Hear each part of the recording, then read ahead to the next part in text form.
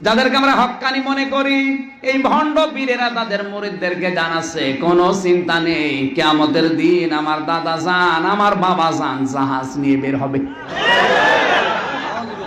এর চাইতে বড় মিথ্যা কথা, ধোঁকাবাজি, প্রতারণা আর বাংলাদেশে কে করছে বলেন? সব চাইতে বড় প্রতারক মিথ্যাবাদী এখন এই পীর।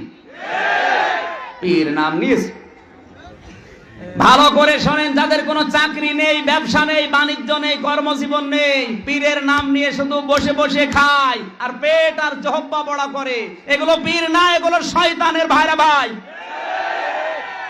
ধোঁকাবাজি করছে জাতির সাথে। তো চাকরি নেই, বাকরি নেই, ব্যবসা নেই, বাণিজ্য নেই, কর্মজীবন নেই, তুই খাস কি? নবীজি বলেছেন আল কাসিব হাবিবুল্লাহ, যারা কাজ করে খায় এরা আল্লাহর বন্ধু। আর আমরা আল্লাহর বন্ধু খোঁজার জন্য আটরশি যাই, চরমনায় যাই। কে বলেছে ওইটা আল্লাহর ওলি, ওইটা আল্লাহর দুশমন? আর মানুষকে ধোঁকা দিয়ে বোকা বানিয়ে রেখেছে। সবচাইতে বড় প্রতারক এই বাংলাদেশে এই পীর।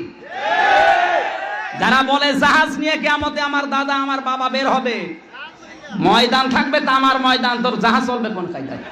ভণ্ডা।